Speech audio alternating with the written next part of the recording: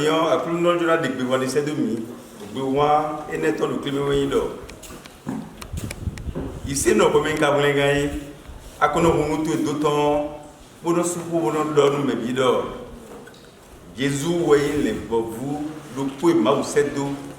be na de gbe to lesin we ton meya pogo mon ko to no to sin tu meya aka de jideu bono jela akono do bo mele do le bi no sia boni ko mi na do din zande lu ma ko meni an bi yo keke ma wo lo wa na flipo ndo ni Jesus o ede klemi bo ma u to ti ai mi do bo me bo mi do kodo ko to Kristo me on e do dandame bo khle mi na mo di do mi na kan do Jean Baptiste ji anawa nu Jean Baptiste do ko ye mo nu kunje u bo ma u to de kle do Jesus weyi bulengato bo eyete de ji lu don to mule bi do e we le bo me do boge o se do be na de betole si na do to me bo mina bio home dizaza mina bio we manu konto e ja on la on a be janton e on la do Jesus we ta nu konto mina ha ki ha me baton soyi candidaton lo no climon mina ha baton soyi candé nu kunwi lo fio lo ka baton go mi modo Jean Baptiste Jean je aussi le to wedo ko do wedo fi bani yo ka je wo to ba do ko le koton do e bo no mi ka dinzande yo ejije mi na modo ni mi le ko yi gudo kwede do tanu konton ha afodi de afodun ko nego meon mi na modo Jesus Jean Baptiste Jean je aussi le to edo fitero fi elido du desito ni aba ko bodo edo betani si to me lobodo ma ko jilawe bodo betole bida Israel bileda wolendo eri leko si ina to ton le budo wale je wisi eri leko bule wu panu kon mo mabo bo akulo de kunundo beto wo de le no wa kunton pelo igbe beno yulo ido sime bono le wisi nu yi eneo blo ede bo nu kabio de wabio Israel li jufu lesi ay khabe yebe kan lesi ay khabe be wase libiti lesi do lubuse bo sa nu kule mauto de lesi do jan ye usileto lubudo ili kabio do ewe kanyi me no nu ko ede ya ewe mesia waji be wa konton bulu kabio do jan nu wa de le bi mo bi ni wo kanyi mesia wo do nu mi bo mi mo do fido Jean doni lubudo eo nyo imesia wa ntreje hebu na tun afakwato lesi kaboboa nyewenyi be no kuso do kutruturu me lubudi do mijla alikule mijla aliledu maleni jolo nu akluno do cleve do fio e de cleve do e kumio imesia o le bikiru tijewedo bitani si to menido jude si to bo akulo ho don miedo ki kame kun ko ne go ni minu ko perio ay won tombe yo Jesus o desu wa Jean Baptiste gon bo ko tewe Jean Baptiste do e do mi pon le bo vous mi me mauton e no de betole si we ton le me e di mi pon e dans ce Jesus ja we content bena le wisini be ko di declare me Jesus we di le bo mi me mauton e ma usedo be na de betole si we ton le me lobo de kunu nu Jesus bo declare do e we ma uvio bo akpakwe mi ka dizande me besi afodi de batonu kun atongo imodo ayi de ko ho bo de bo kule ho bodo fidion e wa do ko ha de biton we ke wa batongo bo eklemo Jesus sedo luble suho ko do mi le subu lubudo e po Jesus sedo lubudo e die le bovu mi me mabuton e no de betole sinando to mele Bon, et yon bolu mini no te pede lu beje ni no me Jean Baptiste Tompon, Jean Yewusi len meto, hogbe doye, minasi gan no ko neleje lubuna, kije ko pede lubuna yi, pour me délai si mais. Nous comptons hogbe Yewusi len meto, Jean Baptiste et do do mla Jésus renan. Mina kije me pede buna pon. Bon, mina lebo no fine pede lubuna pon. Ani occasion bo et no lebo do avant les people be ko don yi do e di le bobu mi me mabuton e no de betole si o ina do to mele o di e do we bule tinte ne gbe da mele do mele bi sinu ko be pe ya mele bo do de viton we le sinu ko ani e ka yin we zon ani e ka ne akugba mo ko to no tedeji ina yi bina pede bo zizindido akoki pandido ndidido bon wene we mo nu jeo eti melo zi do nu Israël le bible do débiton le si compter vous si mais mina kende bo do ene le bi me mi me yin ko le se to egbe yo ete wa ku no gbe to ka du balu asimiton bo ka du ko le film ye disansa mina igbina bon mi pon ogbe Jean Yewusi le toton Joloto bi ko yin le jolo blaze Jésus clé Israël do yo akambie do ko we kan Jésus wo kan Messia wa be do ewu dio mi modo filo ko mi do Joloto bi akpakpa no se bi ko yin do e na ko clé Israël bi ko yin do ko le kanto bi do nu kundu we di ko ni mi ko ko to me do klime o mo da gbe bi ko di nyon fine o do mi na bi ko gbe les bobu mime mauton et non de betolesi wa wu tomé ni ezebo se sekuna mo da gbe bi ko fine ezebo de bombo do ezebo ko de bodo a lo ko ezebo le Israël bi lesi to won mo da gbe bi ko fine bon ni mi kije ko pede yo e do le bobu meton mauton et no wa te e do de betolesi ina to iton lebe bo mi do won da gbe iluna donu me ma tu Jésus la bi yo ni se si wona ko fine do te wutu wa wu masi gan do Jésus hu ma besi nu e beto yi ejine bo ni mi poko goye yo wi le meto do yo e ko kende u do ma ko de kunu lu do beto le bi e wo to buba ma o si ko no ka po do beto ji mi do mi la do me bo ho usi le e ko ko do ji mi to ni mi poko goye yo wi le meto Jean do yo ene ko di me bo mi modo ede lo ko tede ji le yin wo wuton yi ku mo bo ani kai ku mo bo anano adu be fio ade ani kai ku wo ma do beto be ko ku beto do timbo ma do ye me ha ko ku ena bulu ye bulu wa yo bo di le go si agbazo me ku do ena mo ma wo abara no so no mo kaka so yi buna yi do Jésus do zo ma ti yo ede aye poni mi beje ko e Yewusi le meto Jean Baptiste do kon mi na modo e déclare do beto wo to do che debu bo nyon debu ana bo debu na bo do hon debu na bo do che debu e si yin yo ko fu me ko e si yin yo wo ime wi alo yin ko klojo no e do debu na wa na bo le ga so zombo ma wu na le bo mi me bo me Israël bi yo di do le bo fu yo ko mo donu do di bo tanda me woni mi na jira mo da gbe ko mi na do pe na mo da gbe yo mi si go ene ma do a beto wo me wo wuto yi ma do di na wa ko na yo mo sin kon le oni mi kije ko go e Jean Baptiste ai ko pede yo ni na modo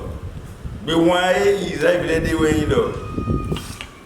mi wo wuto mi si vole mi diga ko mi si ma oton du jimi ton mi kudo yo no mi na ton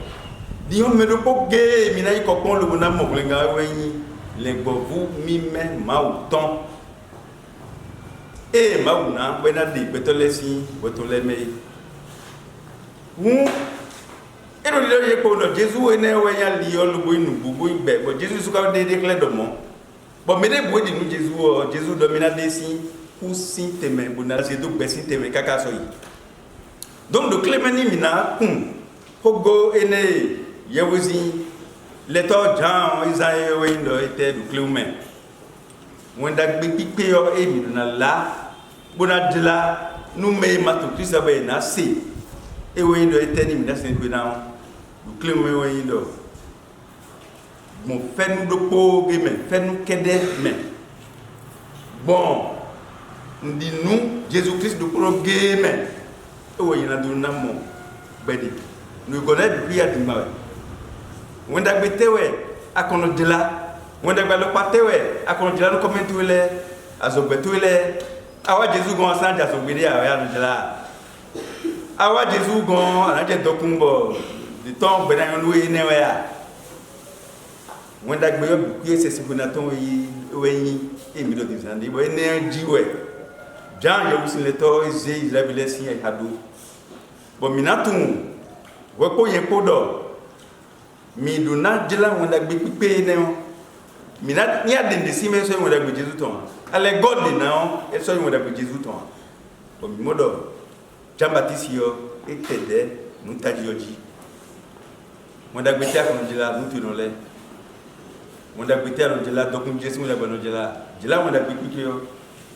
e we ndo Jésus le bobu même ma autant e wa e bo wa nga zo do ilando no si tabe gbogbo to de buna mo lenga on e da wuzu pa no kon ye buna mo fe nu me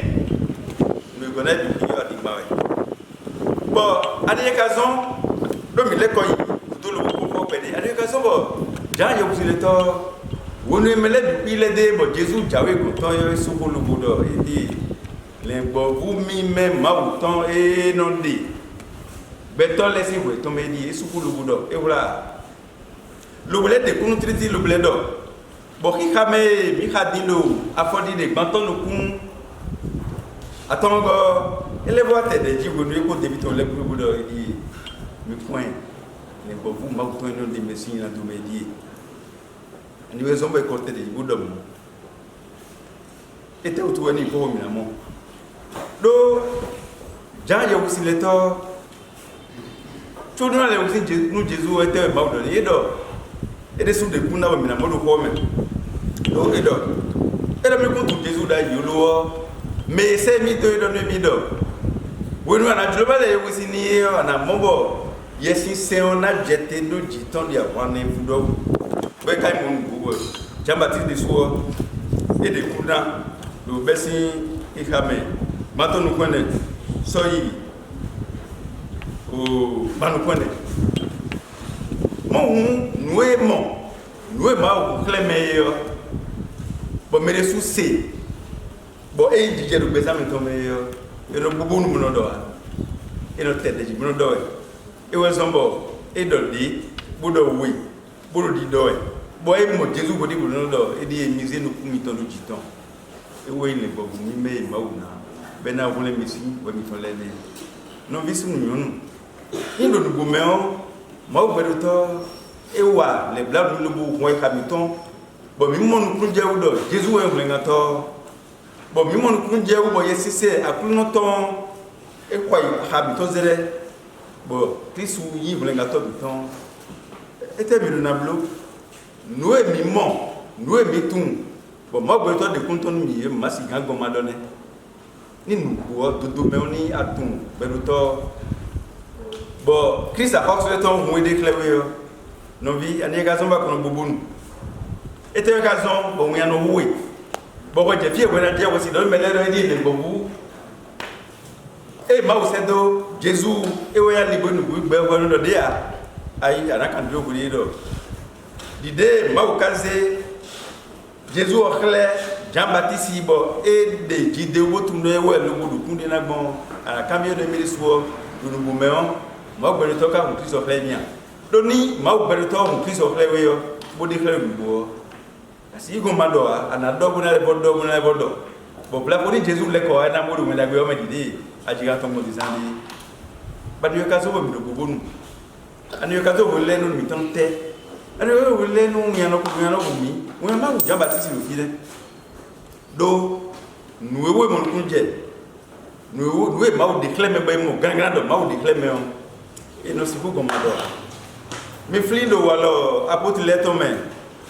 o ta nego ki xamé apôtre connaisseur ko go wenwe inaka wenwe pierre ko Jean ko debile ko ilo Jerusalem do mo dago dilawe ko do on ko go yo no galé je vous laisse galé wa wuli boy donc ko bay ko do yi boy le bodo miwa ina jomido makaso ye gbede lo bo klon me do ko ne ma so jira ko de ko gbede o mi fli ko pierre ko Jean ko do ya me ka fli ko idoni ye ko ngudo mo mi lesu mi bo gbeje kongo e je ha bonu mina se tenu beto bana ko tolu ma se ma bua bo yido do mi si ugun madela nu enu ku mi ton mo nu mi to mi ton si mi si ugun madela Jésus de déclare bua ni déclare ma si ugun madela e we sombo Jean ye usleto e do le bodo e di mi point Jésus il est bon vous de poguer mauna on a des missions il a donné ton lève à ton Jésus à ce moment-là à cloni galo noé pour galo mebi ani kay mo to ils bon Jean de Tédéji le bon double levodoy et oui do était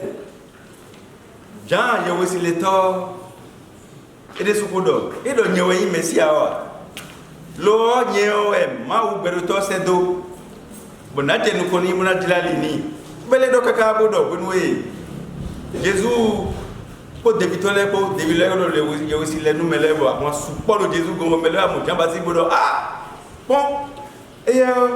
nous connait ba beta be ko to ko be de so ko to ya et là eni fond pour la gaïwe pour ni ma fond pour le diwe donc nous go ina bo janja aussi le to et puis le cas de vous voyez donc et tout moi zoé maouzen il buka tout teme maouzen lui et tout le maou le mille bon minani Jésus au cléto et Jésus wa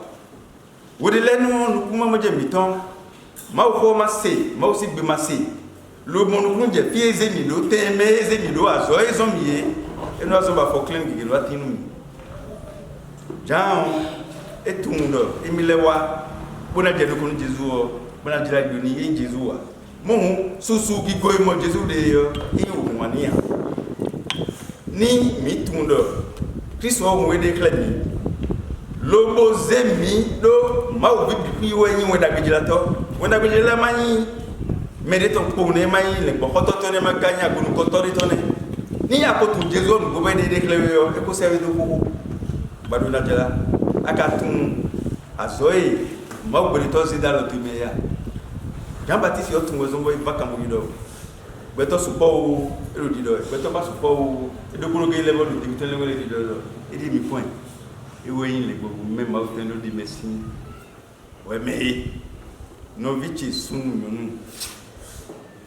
ko ne le do na mi tabeli pon pedi o mi ne le gbeje bide pon voyez lo nde tin bu level yin lo bo yin 50 adini mi de ji mi tu biso nugo bon ko to mo dagbe père mi do jajala we ko to an se mi to mo de wo e gbo yo ma wo no do che ko ji mo dagbe mi jila yo e o ma wo da che ji e te ka de kle mi wenwe ki ka me gbaton me o ja je vous to le bo su ko do de bitele re di ne gbo bu ma o te no wo le me ngani te we de bito wo la pato le te we kablo e me kan do mi e te we de bi wo le blo jo ja lo bo do Jésus ye jo ja do tro lo bo do Jésus do te tu Adamo sika do sika ba bona musika bona te do flele gan wa e obele sika ba re ai mai sika kwa ga da bo ya bo ye musika Jésus we sika ko e se ro ye ge sika ba mi de di bleun ye ko de bo e de club do azom mi to won do mi ko dila mo le yo pipeton mais no bodo ni na do no men be na do beto ko wo na ko do Jésus ma o gbero to de so do blo wo zombo Jésus do ko to me e do me de busi ko wa go che di to che do ji ko ma do wa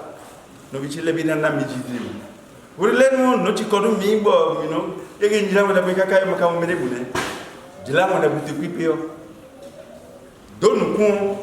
me do blo no kun yo me kon blo no kun ma wo gbedu to we e we blo do fi bo debi we le yo vous ne pas dire que Jésus le beaucoup aider bo ifide bo ko do mi do ye no ko ka Jésus kaka de ge na neme bon we nu do ko be te de je fi we do le début où il est même le côté boy André et do André ouais André le finebo et do na mi clé d'abi et les ko ifite et les ko igon to tome boy moment et do no vi le pobe do yin Simon Pierre boy mo ko da wa jikudo mi mon merci a o mi mon vlengato o gwene o si sommet mais do no ko emide bon do de tele do ko tondo we bon me ko mi ton le do ko ka lo beaucoup do nous kundo nous enemeo ewo ni moins kundo de teso wuene to kezi do koje e mo Jésus me buka ko lo kunto de ado e dada ba yi klon ko da hode bona klon biblu si tu na de kun poton bo ko le do bido éclat Simon Pierre si le bowa buka Jésus ça ablo bon wa ko akojala mo la yo bon Jésus le soir Azora Simon Pierre les voitures azo et non jedo ye pour non kunje wa yese azo Jésus wa he bedo e dio ko di be wu me e do wo asana yi me a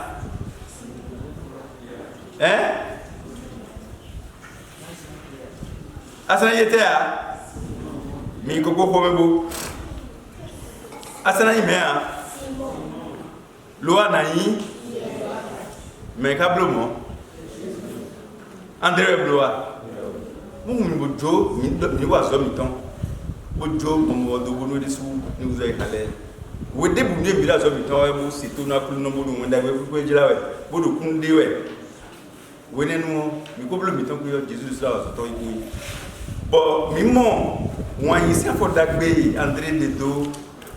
Wanda ton oui. Et mais nabio il est péré no bisu nyon mai bodo de même ejimidia mi do no bisu no bodo no vinyon mai gleto ko de même go simbolo fia bo se wonu we ka yi Jésus o se wo Jésus mo de clé bla fu kanflan aka do ken dido mi o do to do pupon bo lo no bisu nyon to le lo bodo do Jésus won le gato kon fia de la base o siene mi no kuto bo no kala bi kede bo yi se no makpede non vitoué sunu nyonu e famille tout ile aduna do yiro Jésus e ngato yama ko do amu na do bu me wole ko bu je bloji do Jerusalem to yone fi ana be kundi do si tuna zeyi ko ine bo mi modo Philippe de Soule wa ndoko Philippe mon Nathanaël ko do ni do mi mo me we Moïse ndo dai to do ko do afoda gbe kere bi na de ne no vi sunu nyonu egbe lo bi mamuda ko no ko do to de ya wa no ya possible bo si ka joble bo fliwine bo ale bo se ro han gbe mi modo Jésus e na mo mi ro won da gbe me ha je mi de ya pa gbe gbe bi do nu Jésus nu ma wo so e ba gbe ni o ma wo do mi e ko ndo mi pon lo bo mo khle jan je vous le toton et tout tento me bo tout ndo ma wo le mi bo mina jela te menu na khle me Jésus wi Isaïe bile bo de so ma wo kian wi bo de kli su khle wi lo bo ze ba yi do po do mena ze Jésus khle ay on le me bien ka de ou bon là bo su ko bo do beto le se o yi ma se o yi ho o on te bo do Jésus wa yi le bo me do puge ma una boina de betole si wo itome do si se mewe ndi yo no go si mo ma hodo e ma se ya na ekra di mo mele maka se ya na ekra wa ne mba kana wa so do gbeza itome mo no vi ke clean chi te bo pakon bo blo Jean Baptiste do blo andele do blo Philippe do ko no e wona di onu kume mi ko me wo bu ya wa me do fa fo yi clean mi no ko no mi to mi mo bezo do ku ya il casse du Jésus pour quoi mais les bons mais les deux mille pédé mais le coup comme il est bika tout Jésus et matou hein bon bika c'est quoi yo ah mano bonu ni relu ni va prendre va lonu ni bonu ni chiti ado gbe si so me mu chiti ado gbe so me na wa nu Jean Baptiste do mo na do e won bi do Jésus we yin le gbo vu mi me no de gbeto le si we to me ni ado gbe so me chiti te le pongo mi na fo de na bi akunu ko ha